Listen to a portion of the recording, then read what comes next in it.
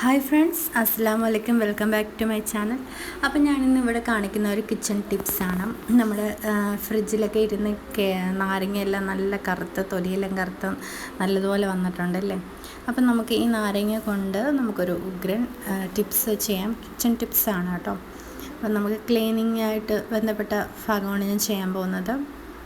ഇനി നമുക്ക് നാരങ്ങ 4 കഷ്ണങ്ങളായിട്ട് ചെറുതായിട്ടൊന്ന് അരിഞ്ഞതിന് ശേഷം ജാറിലോട്ടിട്ട് ഒന്ന് അരച്ചെടുക്കാം. അപ്പോൾ ആദ്യത്തെ നാരങ്ങ തന്നെ നല്ല ഉണങ്ങി വന്നിട്ടുണ്ട്. അപ്പം ഒരുപാട് നാരങ്ങ മേടിക്കുന്ന സമയത്ത് നമുക്ക് ചില സമയത്ത് നാരങ്ങയെല്ലാം ഒരുപാട് കേടായി ഇങ്ങനെ വരുവാണെങ്കിൽ നമുക്കിങ്ങനെ ചെയ്തെടുക്കാം. അല്ലെങ്കിൽ പിന്നെ നമ്മൾ നാരങ്ങാച്ചാറോ ഇട്ട് കൊടുക്കത്തേ ഉള്ളൂ. പിന്നെ അല്ലെങ്കിൽ നമ്മൾ നാരങ്ങ വെള്ളം കുടിക്കുവാണെങ്കിലും ഒരു ചെറിയ കയ്പും എല്ലാം വരും. അപ്പം നമുക്ക് ഇങ്ങനെ ഉപയോഗിക്കാമല്ലോ. കേടായ നാരങ്ങ എടുത്ത് കളയേണ്ട കാര്യമൊന്നുമില്ല. ഞാനിപ്പോൾ ചെയ്യുന്നത് പോലെ ചെയ്തെടുക്കാം. അപ്പം നമുക്ക് എല്ലാ നാരങ്ങയും ഇതുപോലെ ചെറുതായിട്ടൊന്ന് അരിഞ്ഞു കൊടുത്തതിന് ശേഷം മിക്സിയിലെ ജാറിലിട്ടൊന്ന് അരച്ചെടുക്കാം.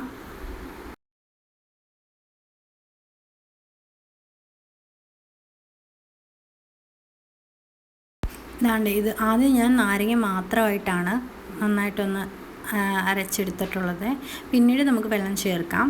ഇനി ഇതിൻ്റെയോടൊപ്പം ഞാൻ ചേർക്കാൻ പോകുന്നതെന്ന് വെച്ചാൽ ആര്യവേപ്പിലയാണ്. ആര്യവേപ്പില 2-3 തണ്ട് നമുക്ക് അതിൻ്റെ ഇല മാത്രമായിട്ട് ഇതിൻ്റെയോടൊപ്പം ചേർത്ത് കൊടുക്കാം. അപ്പം നിങ്ങളെ വീട്ടിൽ ആര്യവേപ്പില ഉണ്ടെങ്കിൽ അതായിരിക്കും നല്ലത്. ഞാനിപ്പം കുറച്ചൊന്ന് കൊണ്ടുവന്ന് 2 ദിവസം കഴിഞ്ഞപ്പോൾ അതൊന്ന് ഉണങ്ങിയിട്ടുണ്ടായിരുന്നു. കുഴപ്പമില്ല. അപ്പം നമുക്കതൊന്ന് മുഴുവനായിട്ടൊന്ന് അരച്ചെടുക്കാം. ഇനി ഞാൻ 1 ഗ്ലാസ് വെള്ളം ഇതിലോട്ട് ചേർത്ത് കൊടുക്കുന്നുണ്ട് കേട്ടോ. ഇനി നന്നായിട്ട് ഒന്നുകൂടി ഒന്ന് അരച്ചെടുത്ത് കൊണ്ടുവരാം. ഇതേപോലെ ഒന്ന് അരച്ച് കൊണ്ടുവന്നിട്ടുണ്ട്. ഇനി നമുക്ക് നന്നായിട്ടൊന്ന് അരിച്ചെടുക്കാം. അതിൻ്റെ ചാറ് മാത്രം മതി. ഇത് ഒരരിപ്പയിലേക്കൊന്ന് നന്നായിട്ട് ഇടിച്ച് പിഴിഞ്ഞ് അതിൻ്റെ ചാറ് മാത്രമായിട്ടൊന്ന് എടുക്കാം. കുറച്ചും കൂടി വെള്ളം ഒഴിച്ചതിന് ശേഷം ഞാനൊന്ന് പിഴിഞ്ഞെടുക്കുന്നുണ്ട് കേട്ടോ. കുറച്ച് നല്ല കുറച്ചും കൂടി നല്ല ഉണങ്ങിയതായതുകൊണ്ടേ ഒന്ന് അരിഞ്ഞെടുക്കാനൊക്കെ നല്ല പ്രയാസമായിരുന്നു. എന്നാലും ഞാൻ കുറച്ചൊന്ന് നന്നായിട്ട് അരച്ചെടുത്തോട്ട് കൊണ്ടുവന്നിട്ടുണ്ട്. പിന്നെ ഇതിൻ്റെ ചാറ് മാത്രം മതിയല്ലോ. അപ്പം നന്നായിട്ടൊന്ന് ഇടിച്ച് പിഴിഞ്ഞ് അതിൻ്റെ ചാറെല്ലാം ഒന്ന് അരച്ചെടുത്ത് ഇതേപോലെ ഒന്ന് ഒരു സ്പൂണിട്ട് ഇളക്കി കൊടുത്തതിന് ശേഷം ഒന്ന് എടുക്കുക.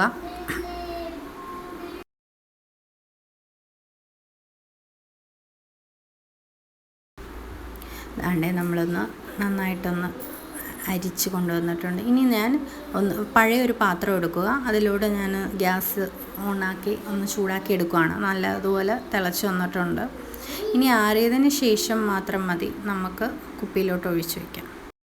ഇനി അത് നന്നായിട്ടൊന്ന് ആറിയതിന് ശേഷം പിന്നെ ഞാൻ ആ പാത്രത്തിൽ ഒഴിച്ച് കൊടുത്തിട്ടുണ്ടായിരുന്നു. ഇനി നമുക്കൊരു കുപ്പിയിലോട്ട് ഇതൊന്ന് ഒഴിച്ച് മാറ്റി വയ്ക്കാം. ഈ വെള്ളം എന്ന് വെച്ചാൽ ഒരു 10 ml നമ്മൾ മരുന്നൊക്കെ വാങ്ങിക്കുമ്പോഴത്തേക്കും 10 ml അളവ് കിട്ടുമല്ലോ. ആ 10 ml എടുത്തതിന് ശേഷം നമ്മൾ കുളിക്കാൻ കയറുമ്പോൾ ആ ബക്കറ്റിലോട്ട് അത് ഒഴിച്ച് കൊടുത്താൽ നമ്മുടെ ശരീരത്തിനും എല്ലാത്തിനും നല്ലതാണ്. വിയർപ്പിൻ്റെ എന്തെങ്കിലും ഉണ്ടെങ്കിൽ അതൊക്കെ മാറുന്നത് വളരെയധികം നല്ലതാണ്. ചർമ്മത്തിനൊക്കെ പറ്റിയ നല്ലൊരു മരുന്നാണ് കേട്ടോ. വിയർപ്പൊക്കെ ദുർഗന്ധം അങ്ങനെയുള്ള പ്രശ്നങ്ങളൊക്കെ ഉണ്ടെങ്കിൽ നമുക്ക് അതൊക്കെ മാറ്റിയെടുക്കാൻ പറ്റിയ നല്ലൊരു ഇതാണ്. ഇനി ഞാൻ ഇതുപോലെ ഒരു ഹാൻഡ് വാഷ് എടുത്തിട്ടുണ്ടായിരുന്നു. അതിൽ കുറച്ച് ഒഴിച്ചിന് കൊടുത്തതിന് ശേഷം ഞാൻ ഇവിടെ എടുക്കുകയാണ്. കുറച്ച് വെള്ളം കൂടി ഒഴിച്ച് കൊടുത്തതിന് ശേഷം നമുക്ക് വേറെ ടിപ്സ് ഉണ്ട് കേട്ടോ, കാണിച്ചു തരാം. അങ്ങനെ ചെയ്ത് കൊടുക്കാം. കുറച്ച് വെള്ളം കൂടി ഒഴിച്ച് കൊടുത്തതിന് ശേഷം ഇനി നമുക്ക് ഒരു തുണി എടുക്കുക. തുണി എടുത്തതിന് ശേഷം നമ്മൾ അടുക്കളയിൽ ഫസ്റ്റ് നമുക്ക് പെട്ടെന്ന് പാചകം ചെയ്തതിന് ശേഷം നമ്മൾ ഫസ്റ്റ് ക്ലീൻ ആക്കുന്ന ഒന്നല്ലേ നമ്മളെ ഗ്യാസ് അടുപ്പ്. അപ്പോൾ അതാണ് ഞാൻ ഫസ്റ്റ് ഇവിടെ ക്ലീൻ ചെയ്യാനായിട്ട് പോകുന്നത്. ഇതുപോലെ എടുത്തതിന് ശേഷം നമ്മുടെ ഗ്യാസ് അടുപ്പൊന്ന് ക്ലീൻ ചെയ്തെടുക്കാം. ഫസ്റ്റ് നമ്മൾ കുക്കിംഗ് ഒക്കെ കഴിയുമ്പോൾ പെട്ടെന്ന് നമ്മളെ ഗ്യാസ് അടുപ്പായിരിക്കും എപ്പോഴും നമ്മൾ ക്ലീൻ ചെയ്ത് വെക്കുന്നത്. എൻ്റെ ഗ്യാസ് അടുപ്പ് കിട്ടിയിട്ട് ഇപ്പം ഒരു 2.5 വർഷമാവാൻ പോകുന്നു കേട്ടോ. എനിക്ക് ഒട്ടും ഇഷ്ടമല്ലാത്തൊരു കാര്യമാണ് എൻ്റെ ആ സ്റ്റീലിൻ്റെത്. ഒട്ടും ഞാൻ കറുപ്പിക്കുന്ന ഇഷ്ടമല്ല. അപ്പം ഞാൻ എന്ത് ചായയോ അഥവാ പാൽ വല്ലതും തിളച്ച് പൊങ്ങിയാലോ അരിയുടെ വെള്ളം വല്ലതും തിളച്ച് പൊങ്ങിയാലോ വേറെ എന്തെങ്കിലും പ്രശ്നം പരമാവധി ഞാൻ വീഴാതെ തന്നെ നോക്കും. അപ്പോൾ അത് നമ്മൾ പ്രത്യേകം ശ്രദ്ധിക്കണം. ഇതിനകത്ത് 2 അടപ്പൊന്നുമില്ല, ആ ഒരൊറ്റ അടപ്പേ ഉള്ളൂ. എനിക്ക് ആ സ്റ്റീൽ പാത്രം കരിഞ്ഞു പോകുന്നത് ഒട്ടും ഇഷ്ടമല്ല. അത് ഞാൻ എപ്പോഴും ക്ലീനാക്കി വെക്കും കേട്ടോ. അപ്പം നമ്മൾ പാചകം ചെയ്യുന്ന സമയത്ത് നമ്മളെപ്പോഴും എന്തെങ്കിലുമൊക്കെ ഒന്ന് വീണ് കഴിഞ്ഞാൽ പെട്ടെന്ന് അതങ്ങ് തുടച്ചെടുത്താൽ മതി. അപ്പം നമ്മൾ എപ്പോഴും നമുക്ക് കാലങ്ങളോളം നല്ല ക്ലീനാക്കി വെക്കാൻ നമുക്ക് സാധിക്കും നമ്മളെ ഗ്യാസ് അടുപ്പ്. അപ്പോൾ അതൊന്ന് ശ്രദ്ധിച്ചാൽ മതി കേട്ടോ. അപ്പം ഞാൻ ഇവിടെ ഫസ്റ്റ് തന്നെ നല്ല ഗ്യാസ് അടുപ്പ് തുടച്ച് നല്ല ക്ലീനാക്കി കൊടുത്തിട്ടുണ്ട്. നമ്മൾ വേറെ ഒന്നും എടുത്തിട്ടില്ല. നമ്മൾ ആ ഒരു നാരങ്ങയും ആ ഒരു വേപ്പിലയുടെയും രണ്ടും കൂടി മിക്സ് ചെയ്തിട്ടുള്ള ആ ഒരു കാര്യമാണ് നമ്മളിവിടെ ചെയ്തേക്കുന്നത്. കുറച്ചും കൂടി വെള്ളം ഒഴിച്ച് കൊടുത്ത് ഒരാഴ്ച വരെയൊക്കെ വെച്ചേക്കാം കേട്ടോ. അപ്പം കുറച്ച് വെള്ളമൊക്കെ ഒഴിച്ച് കൊടുത്തതിന് ശേഷം നമുക്ക് യൂസ് ചെയ്യാവുന്നതാണ്. എൻ്റെ ഗ്യാസ് അടുപ്പ് നല്ല ക്ലീനാക്കിയിട്ടുണ്ട്. അപ്പം ഫസ്റ്റിൽ നമ്മൾ ക്ലീനിങ് ടിപ്പ് ഗ്യാസ് അടുപ്പ് ക്ലീൻ ആക്കിയിട്ടുണ്ട് കേട്ടോ. ഇനി സെക്കൻഡ് നമ്മൾ രണ്ടാമത് നമ്മൾ പാത്രം കഴിയുന്നതിന് ശേഷം പെട്ടെന്നൊന്നും കോലക്കേടാവുന്നത് നമ്മൾ വാഷ് ബേസിനായിരിക്കും ഇല്ലേ.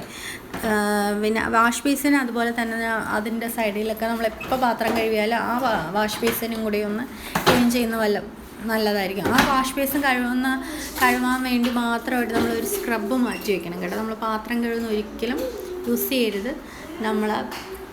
അതുപോലെ സ്റ്റീലിൻ്റെ ബാറും അത് സ്റ്റീലിൻ്റെ ആ ഒരു ഇതൊന്നും ഇട്ട് കഴുകാൻ പാടില്ല. അതിന് വേണ്ടി നമ്മൾ പ്രത്യേകം ഒരു സ്ക്രബ്ബ് കിട്ടുമല്ലോ, അതിന് വേണ്ടി മാത്രമായിട്ട് മാറ്റി വെച്ചാൽ മതി. ഞാൻ അങ്ങനെയാണ് ചെയ്യാറ്.